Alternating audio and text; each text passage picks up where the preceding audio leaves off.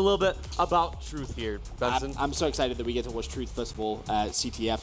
My favorite CTF map, actually. Yeah, it's up there with Coliseum. But game kicking off, who do you want to stay on board with first? You want to see Frosty? Yeah, I feel like he's been we talked about that Frostbite combo, so we're going to start with Frosty, and if he dies, you know, we're jumping right on with Snakebite. The Frostbite combo, there you go. So part of the Frostbite combination down, but don't worry, the other half is definitely still alive.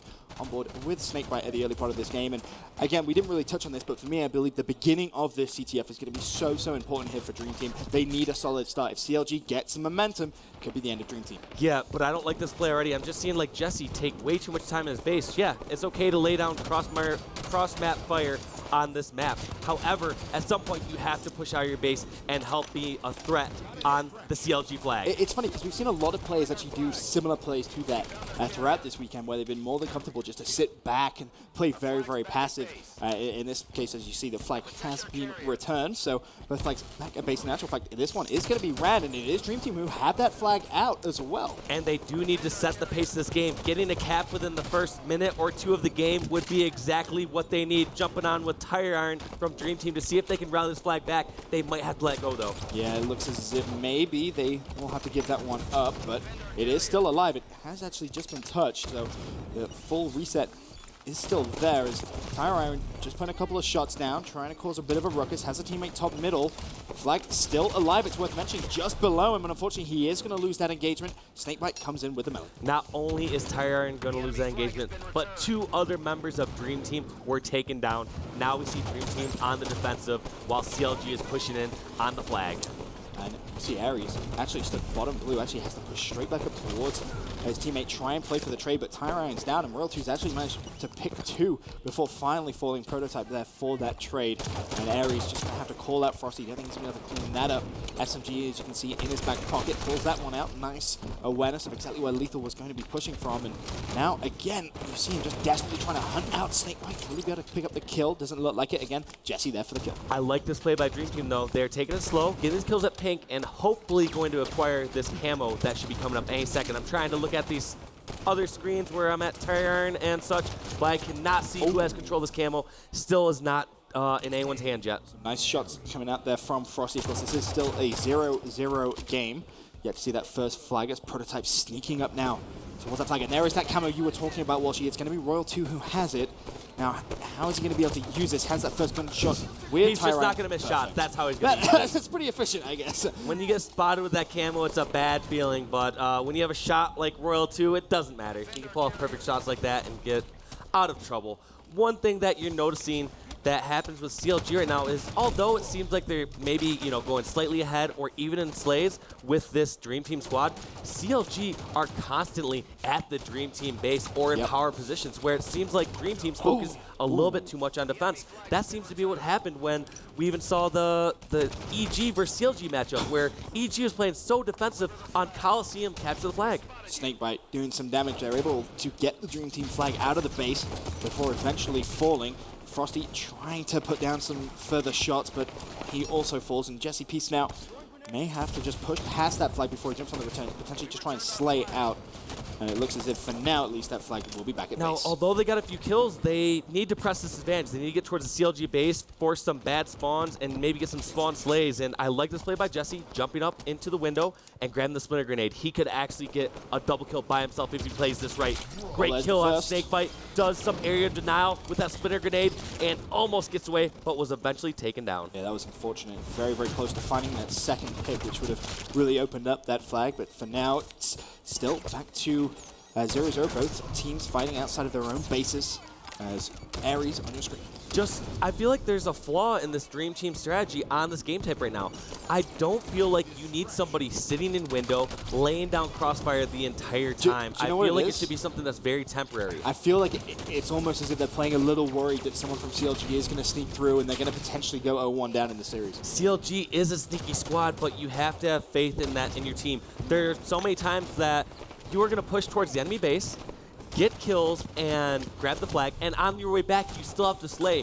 You can't expect the perfect situation to happen where we have somebody at our base guarding our flag, and then you three go grab the flag and bring it back. Like, that's not how Halo works. You go on attack and defense as a team. Well, staying with Snakebite through the respawn, and so he's going to have to try and win this immediate gunfight on Jesse. He will fall, though. Nice help from Prototype there to win that engagement. And immediately Frosty just starting to make his way across towards the Dream Team flag, BR in hand. May be able to cause a little bit of a ruckus, but has to back off. Already been spotted and tagged up. Really needs a little bit of support here before he can try and make a hero play. But the main theme right now is, even though Frosty's in some trouble and a couple members of Dream Team are trying to fight him, he is still at the opposing base. So even when he's taken down here, it's a huge risk versus reward factor. So by that, I mean, if Frosty wins his fight and lives, he gets to pull a flag and run it. If he dies and loses, guess what? He gets to spawn 10 seconds later and defend his own flag. It's a good point, especially when you think about it like that in terms of, you know, the just map presence which CLG have right now is very, very strong. Lethal now on your screens. He's thinking about potentially pushing up towards Dream Team's flag once again, and it seems like everyone from CLG is just continuously putting pressure on Dream Team. I mean, it is still a 0-0 game, and if CLG make one mistake, potentially we could see Dream Team capitalize on that. But for now, as we said, it's still all even. Yes, and as we said before, it's one of the keys to victories for CLG is just slowing the game down, and it's just going to play to their benefit. Over time, they are going to just win just because they make so much fewer mistakes. One thing I get asked by players asking, what makes a top Halo Pro?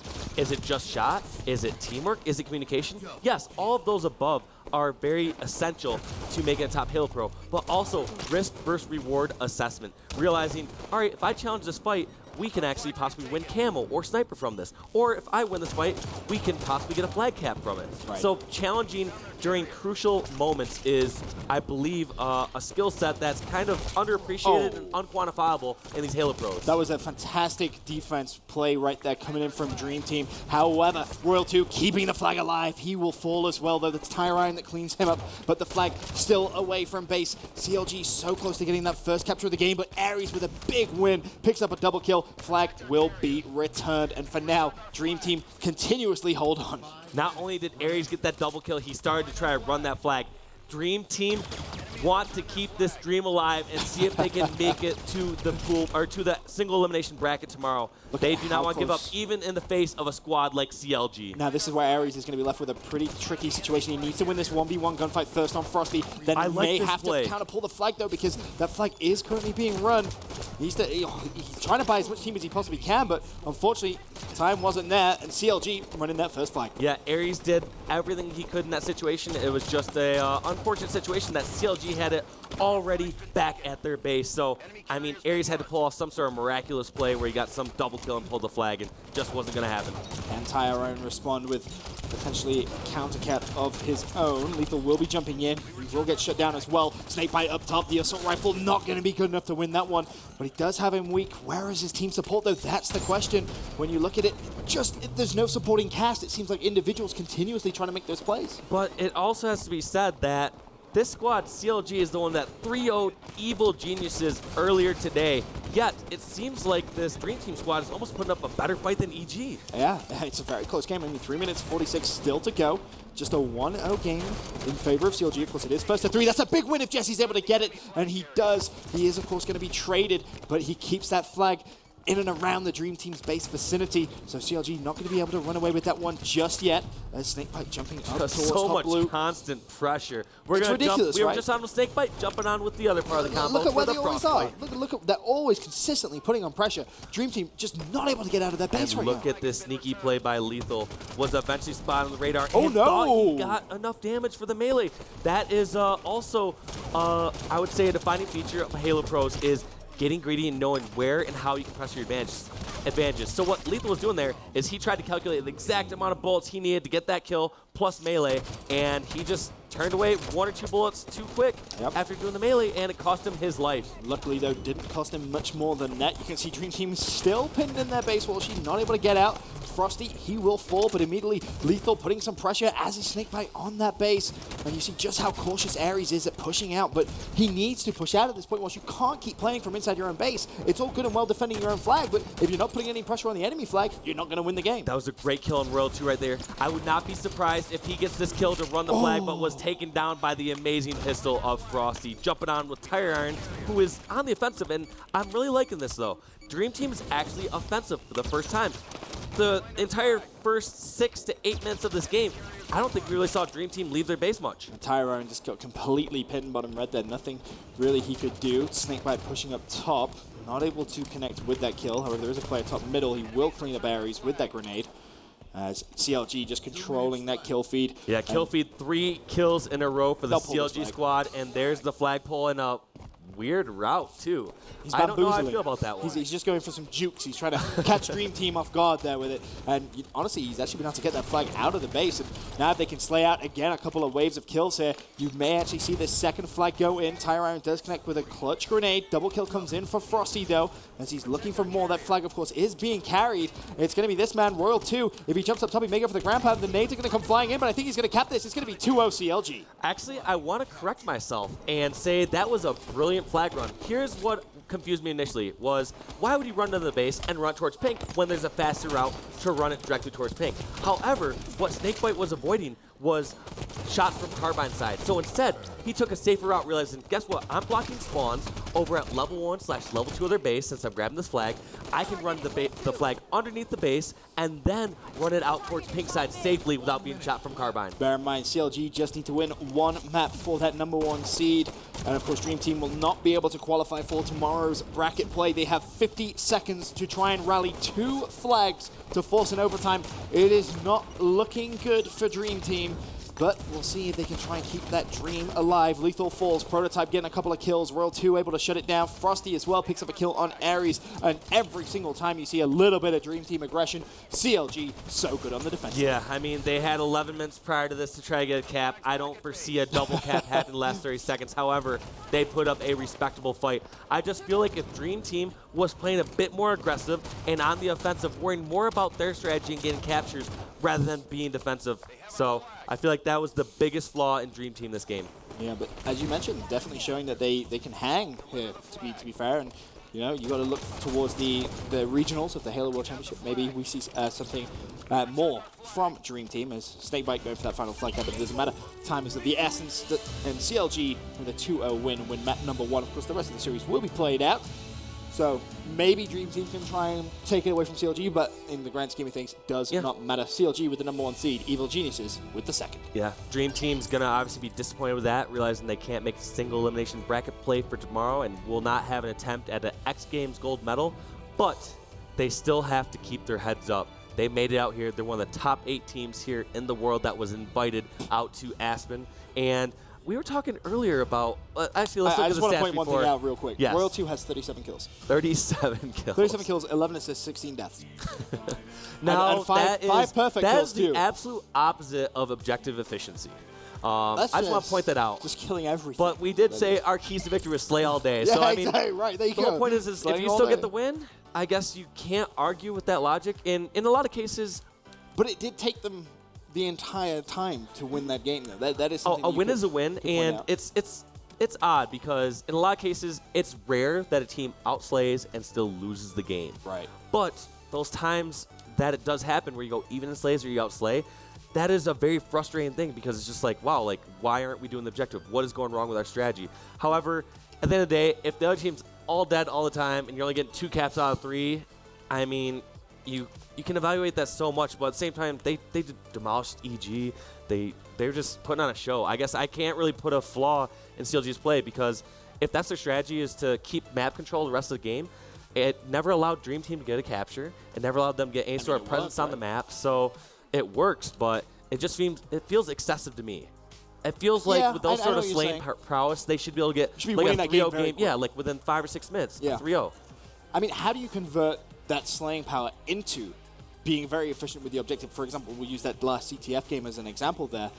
We saw them continuously pushing. There was so much pressure on the base, but it seemed like they didn't have that final piece of the puzzle to get that flag out every single time they pushed. It's getting meaningful slays as you're going for objective and leaving it. So, for example, ideally, when you're pushing on a flag, like let's say you have control of the map, pink tower and also Carbine side, and you're pushing into the opposing flag, you should realistically only need 1 round of slays in an ideal situation. 1 round of slays to grab the flag, and then 1 round of slays as you're bringing the flag back. It should not take 10 to 15 kills to get a flag capture. It could be 6 to 8 kills. Well, going into map number 2 now, of course, as I mentioned before. Series will be played out. Going to an Eden Slayer.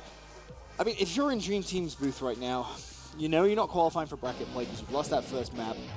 What is this just now practice? Think about maybe do they try some unorthodox strategies, which maybe they might see at the regionals for Halo World Championship North American. You still try to make a statement. You still take a game off off CLG. You try to take the whole series off of CLG still. Okay. That would send a statement to everyone for North American regionals saying Dream Team is a squad to be reckoned with. Well, kicking things off on board with Snakebite. We'll see exactly what the opening strat is. Throws out a couple of grenades. Not going to connect with anything. I believe Sniper Rifle has also been taken at this point. So Snakebite being very aggressive off the break. More than happy to go for this flank. Yeah, and he was going the flank, finishing off the kill that Lord. Royal 2 had started, finishing off Ares. And we are going to see what happens to all these power weapons because I see rockets in the hands of CLG's newest member, Lethal. And I want to see where he's going to go with these because I guess I always have trouble knowing where to position myself with rockets on this map when the opposing team has sniper. I'm glad it's not just me. That makes me feel so much better. But of course, Lethal not connecting with that first rocket. I believe they also do have sniper rifle control. That is going to be Snakebite. Snakebite, we'll see if he's able to do anything with that sniper. Of course, 8-2, the lead in kills. He spots someone from Dream Team just out the corner of his eye. Doesn't look like he's going to be able to pick that. In fact, there's going to be 2 plays there. There's one. Can't find the second. Killing spree, though, early on in this game for Snakebite. And he may actually start wanting to rotate over towards his teammates here a little bit because he is kind of isolated by himself. And we'll start, as you said, killing spree for Snakebite. And how much are they up by? 5 kills. So that just goes to show that this is actually necessary to have this sort of lead on this Dream Team squad. Now, yes, 5 kills is a decent lead. 6 kills is a decent lead at the beginning of this game. I would expect this to get extended further, assuming Snakebite holds on to the sniper rifle. Still plenty of ammo in it as well. Bear that in mind. And you see the assist come in there. Royal 2 able to shut down Jesse. Rockets up in 23 seconds. And it seems as if Snakebite more than happy to reposition himself outside, try and cover his teammates as they play for Rockets. It's fantastic cover when you do have that sniper rifle. Makes it so easy, but unfortunately misses that shot. Doesn't matter though. Lethal there with the grenade to clean up. Again, missing the second shot with the sniper rifle. 4 shots remaining. Rockets up in 5 seconds, and honestly, CLG have locked it down. Just look at this CLG squad collapse, and you can see all his teammates' service tags pushing in from Blue Bend, pushing in from Lower Catwalk, and helping get these rockets. They are, wow, that was a great take down on Snakebite, but at the same time, Royal 2 is over outside, taken down as well, and Lethal, oddly enough, nowhere nearby. So amazing. Are you serious? That was. I love watching Lethal snipe, man. Every time I watch this guy snipe, he does something crazy. He just really is fantastic. I was watching a stream the other day, and he was like, yeah, if FaZe had a Halo team, I'm sure I'd be in. Yes, he just got a ridiculous shot. He's that all-around player. I think there's a misconception when it comes to a lot of different Halo players. You think of somebody who has a great shot, and you assume, all right, that person doesn't know how to play objective. They don't know the top strategy in the game. It's quite the opposite usually. Generally, a player who has put this many hours in the game and has an incredible shot has a very good understanding of how the game works and how to block spawns, manipulate spawns, and position themselves to be the most effective. CLG, of course, with the lead in this game, 20-13. And Frosty getting that distraction medal. We were talking about this the other day, Walsh, just how awesome that distraction medal actually is.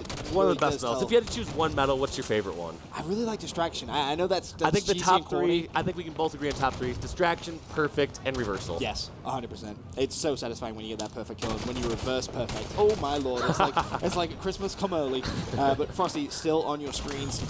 Will fall, that's going to be Ares that cleans him up. Over to Lethal's perspective now.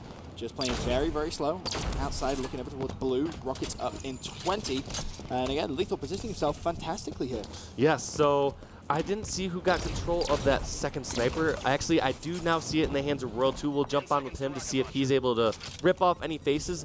But notice how CLG are always on top of these power weapon spawns. Even if they don't get them initially, you notice how right now Royal 2 is in contention for rockets. You notice how they were able to acquire that first sniper rifle that came up. It's just every single time, even if it doesn't go their way, they're always in position to at least get one of those weapons. And Royal 2 needs to be careful here. A couple of grenades being thrown over, waiting for his shields to fully come back up, and now going to choose to get a little aggressive with that sniper rifle. Looking at the score though, this one not as one-sided as you may think, 24-18. Dream Team definitely still in this one. And you just have to think, imagine if Dream Team got some power weapon control in this game. The Yeah, scoreline would they've be been very doing an different. incredible job of not revealing themselves to the snipers.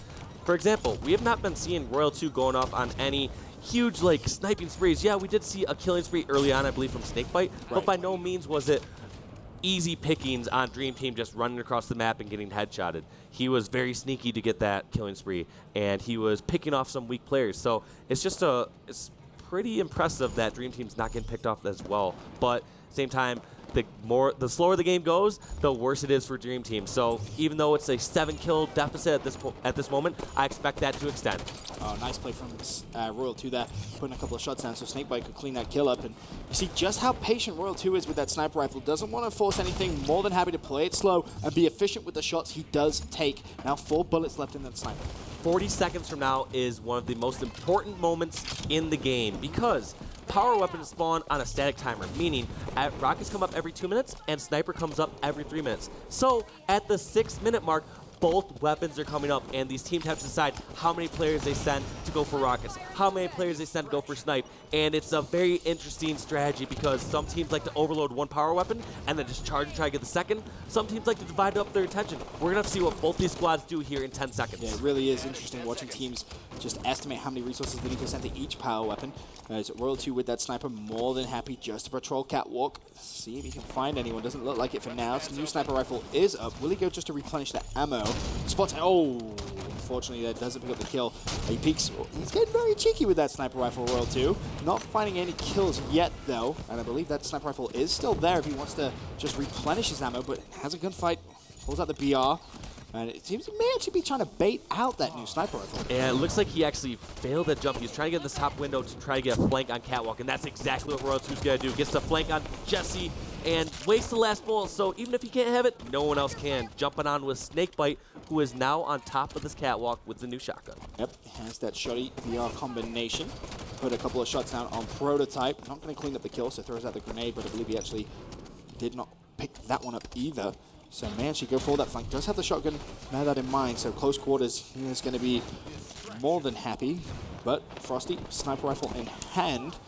38-27 game. CLG starting to pull away once again. Yeah, we are at a 7-kill deficit. Now it's 10, so I'd expected CLG to pull away even further, but whole point being is game slows down. That's good for CLG, especially when they have control of the power weapons. I mean, it's not, I would say, a backhanded compliment, but it's impressive that Dream Team's able to keep this deficit down so much when they don't have power weapons, but at the same time, they have to get these power weapons. Look it, they are just able to pick off kill after kill. They're watching every angle. We have yet to see someone like Frosty just get completely flanked and lose the sniper rifle. And CLG watches every angle. He's so mobile as well. That's the key. I mean, you think about where he started off with sniper rifle to where he's currently located now. He's gone on a big loop around the outside of the map, trying to reposition himself over towards Catwalk. Can he find the line of sight? You know, new rockets coming up as well, so he may reposition himself outside once again. You can see Lethal over at that side of the map. He will be playing for it, but beautiful pistol kill there on Prototype. 41-31. It's a 10-kill lead. All CLG need now is 9 more kills. And you notice right there at top of Red Nest that Frosty's one of those players that's so capable of hitting you know, a quick scope or a no scope, but instead he wisely used his pistol to get that kill over at Red Nest. Yep.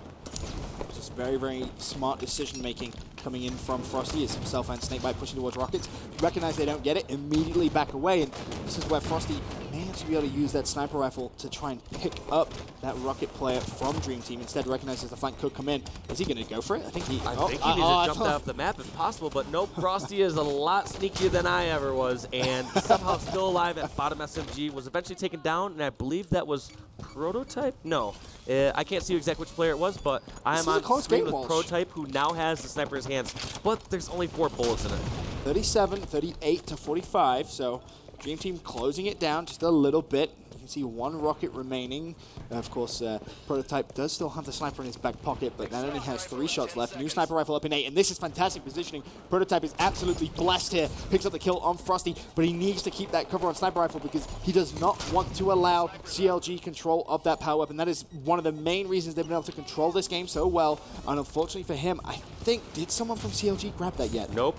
Lethal just finally grabbed it, but Prototype was not watching, so we might see a sniper duel here in a little bit, but point being is, now that we see power weapons in the hands of Dream Team, we did see that deficit closed a little bit, but as they say, too little, too late it may be, because this game is 3 kills away from being over. Yep, that's all CLG will need. And especially when you consider that Lethal did have that sniper rifle. He has just fallen. Nice shots from Royal 2. Snakebite picks up one as well. And now it comes down to that final kill. Dream Team completely pinned in. And you just heard that sniper shot rattle in the background. And that is going to be game 2, heading to CLG, a 2-0 series lead. Now, these scores are, you know, not that big of blowouts or anything. Like a 9-kill game that could have been. They're definitely respectable, but that's what Dream Team's not going for. They want to go for wins. And look at these kills. Kills for Snakebite. Snakebite 21 and 13. That is crazy. Royal 2 only 8 deaths, 12 kills. Lethal 11, 7, and 11. Frosty 6, 8, and 9. So overall, a fantastic performance from CLG. Really played that one pretty well, but it does beg the question.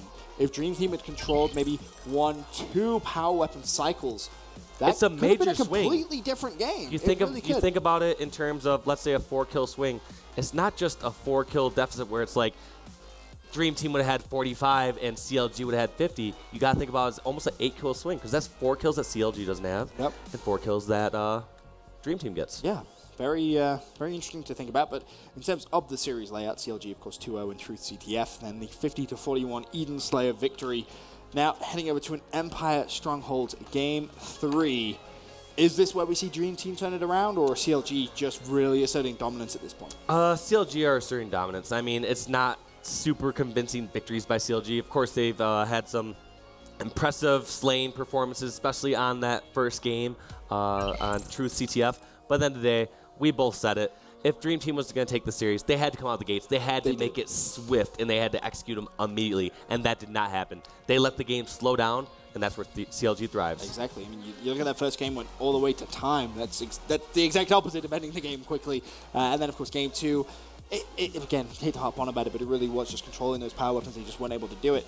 And it is interesting to think how different that score would be, because the sheer control that CLG had, they only won by 9 kills.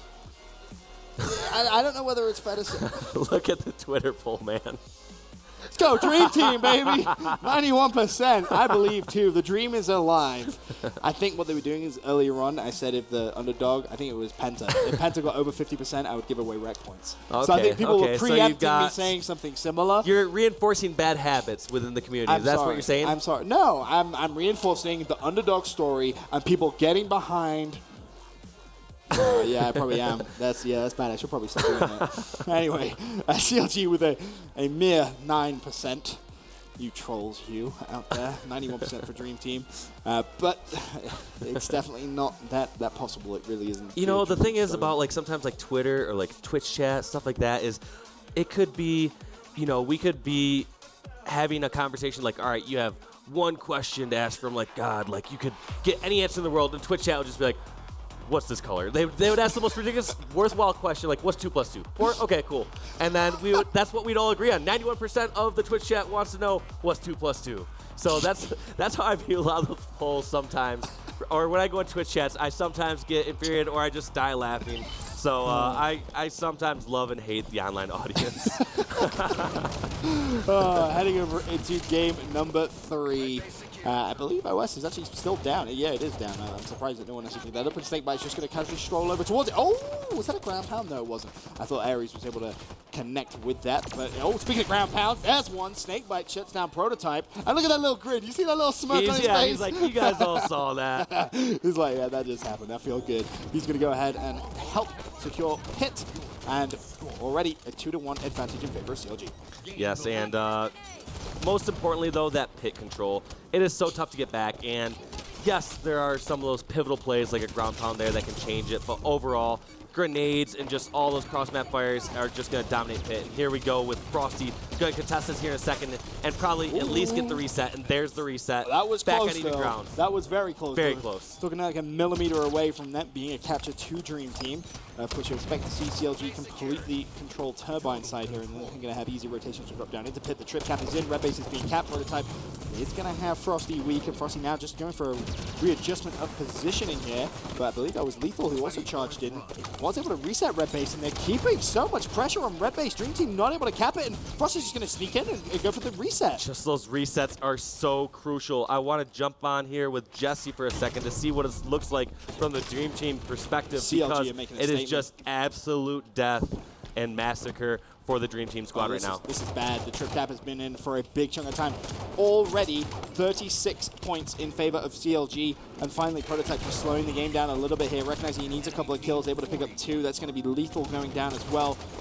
Knows he's going to be challenged. 50% of blue base cap, 75%, and teammate dead, a clean up. Finally, Dream Team get a stronghold. They're bringing it back. I mean, 91% of you at home who voted in through Twitter expect this squad to make the comeback, but we will have to see if Dream Team's able to get this first point on the board, because it's just impressive watching a squad like CLG. Like, it seems so easy when you watch from their point of views, Right. but now when you take a look from the Dream Team perspective, it's like, yes, they get good kills from time to time, but CLG are always just in dominating positions and just doing everything right. Jesse able to grab OS. Of course, you see Aries with that scatter shot as well. They are able to cap Pit, so hey, maybe Walshy, those 91% of people were correct. The I could have been wrong. The comeback is on. 3 points to 54. Now you got a question though, should Tire Iron be capping Red Base or be helping Jesse and Pit? Because I think Pit is the most crucial stronghold on the map. Looks like Tire Iron opts to go for Red Base to try to get some sort of presence on the map, but you gotta wonder, was that a mistake? Yeah, Pit is, as you mentioned, just the most highly contested stronghold on this map, and it is always more beneficial to control that one. And honestly, it's looking like Dream Team, they may be stuck down to just single digits by the end of this game if it continues at this pace. CLG really in a serious amount of control here. As Tire Iron playing Ring Around the Rosie at Red Base, he's going to fall, and we could potentially be seeing another trip cap. Snakebite on Red Base, 75% of the way through. He is going to cap that. Blue Base is being taken away from him, though. Jeez, I just want to hear how these guys are communicating right now, because it just seems like chaos to us, but it's probably calm and collected for the CLG squad, where it's like, guess what, they got red again. We'll flank over here and get a recovery. Let's go to quick listen-in with CLG and hear how they're communicating. I got one. I'm going blue too. I'm getting red. I'm getting blue too. They're in red. TJ and I got blue. TJ and I got blue.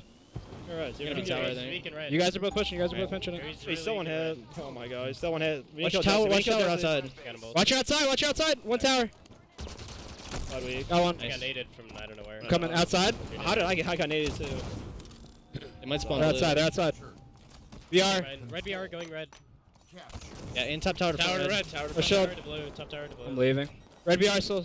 Pretty concise as you expected, Walsh. It sounds like it looks like absolute chaos from the outside looking in. Yeah, outside.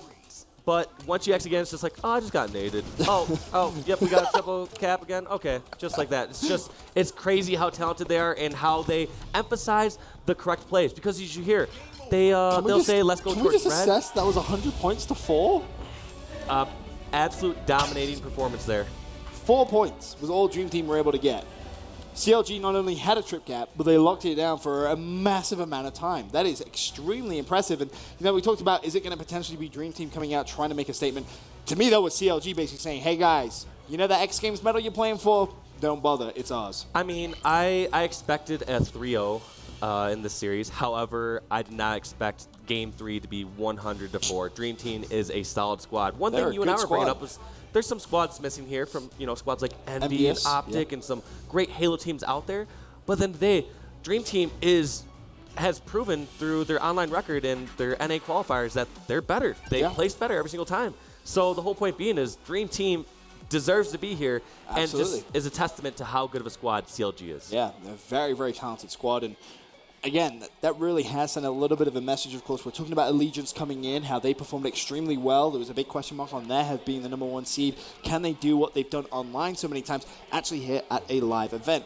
Well, they answered with yes, and CLG kind of looked at that and said, well, we should probably send a statement back to Allegiance, and that was one hell of a statement, that's for sure. We'll take a look at exactly how that series unfolded. Now, with a quick recap, of course, map #1 was that Truth CTF. Went all the way to time, though. Only a 2-0 victory there for CLG. Then on Eden Slayer, a little closer, despite CLG having a lot of control, 50-41. And then Game 3 was just the complete opposite of everything we saw. 100 points to 4. That isn't a typo. They only got 4 points. Yes, and just like I said, can't be said enough. a testament to how good CLG are. If I was redoing my predictions now, I would put CLG as my first place team. Well, I believe we have Bravo. Actually, no, he is still getting ready, so never mind. I know he's getting ready. I believe he has a Clutch on the floor as well with the CLG coach. I'm curious to see what he has to say. Of course, you're going to be coaching on Sunday. Yeah. UNL and Mike going up in the All-Star game. That's going to be interesting. I can't wait to watch that. That's going to be so much fun. But we'll send it down now to Bravo and Clutch on the floor. Down here, I'm on the floor with Clutch. We were just having a good laugh about that last series, but I'm here with Clutch, coach of CLG, longtime Pro Halo player, now getting behind these guys to help them advance through this group stage. Tell me, how are you feeling about your squad? I definitely think I have the strongest squad here. I've teamed with all these guys in the past. All of them are incredible individually, and the fact that they were all able to get on the same team for once, they've proven that they're a force to be reckoned with. Tell me, as a former pro player, a lot of these coaches here aren't necessarily former pros, right? They don't have the knowledge of the game, but also they haven't teamed with their players, right? That's special. How big is that when communicating with the guys? Absolutely. I think it's huge that they trust me in any decisions that I give them, because I can see all 4 screens at one time. I can give them an idea of where to go or when to run the flag, and they'll listen to me because they know that I played at the top level and that I understand what's actually going on throughout the game.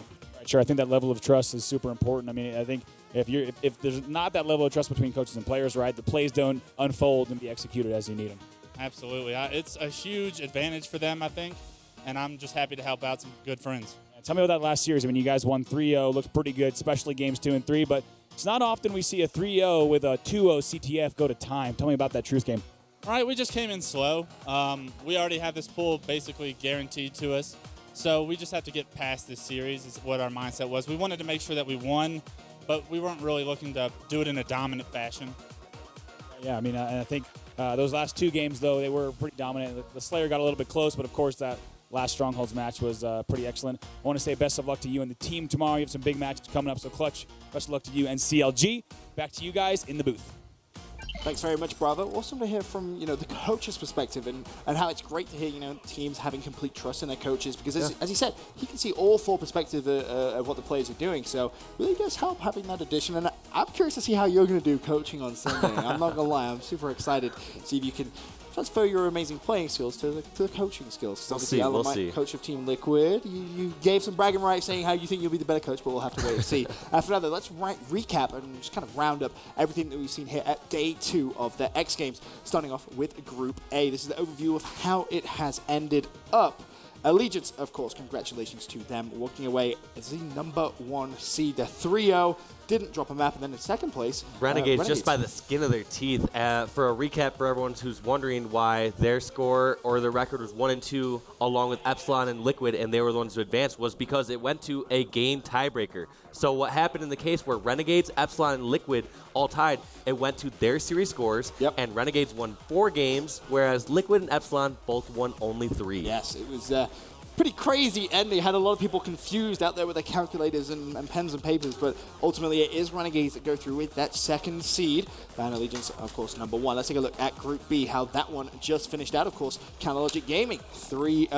CLG, 2-1 in the pool. And, of course, Dream Team 1 and 2, despite fantastic efforts from them. And Penta Sports, the squad from Germany, 0 and 3. So, of course, CLG and Evil Geniuses, as expected, coming out of that group. Really the surprise for me, and I know a lot of the Caster's predictions, is Liquid not coming out of Group A. Yeah, you gotta give a lot of props to Renegade. They definitely came out and set a statement to Liquid in the very first match that they played them on Thursday. Definitely holding my hands up and saying I underestimated their abilities for sure. So massive congratulations to that squad for making it through to bracket play. And speaking of bracket play, let's take a look at exactly how the bracket is looking. Of course, bracket play continuing tomorrow, Day 3, the top semi-final. Allegiance versus Evil Geniuses, and at the bottom side, Renegades versus CLG. Of course, the 2 losers of those 2 semifinals will play in the bronze medal match, and the 2 winners play for X How Games Gold. crazy is it that if you win your first semifinals match, you are guaranteed a medal here at X Games in Aspen? It's pretty cool. It's pretty cool.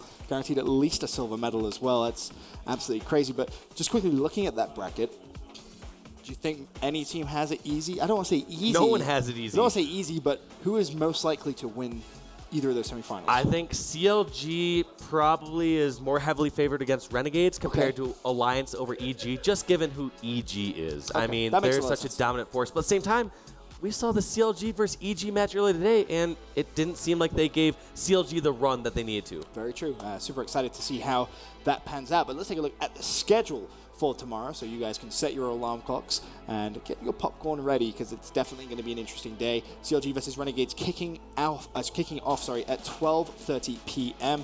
Allegiance versus Evil Geniuses at 2 p.m. Then the bronze medal match at 4:30, gold medal at 6 p.m. And in case you're sat there saying, why is there such a big gap between all these games? Well, tomorrow is best of 7. So you are in for an absolute treat, even more Halo 5 action. Yes, and although the first match starts at 12:30, you all should be tuning in at 12 for the pregame show with me and Benson to hear how we think the day will unfold. Absolutely. It's going to be a fantastic day. Looking at those squads, massive congratulations to them, of course. It's fantastic to have Halo here at the X Games in Aspen. It means a lot, and you've kind of touched on it a lot this weekend, of just how much it really does mean to a lot of these players who could potentially be playing for gold. But before we come back tomorrow and we do this whole thing again, prediction right now, who walks away tomorrow with X Games gold? Prediction. I am predicting CLG with X Games gold. CLG to win X Games gold, of course. Have to find out tomorrow. See you guys at 12 o'clock.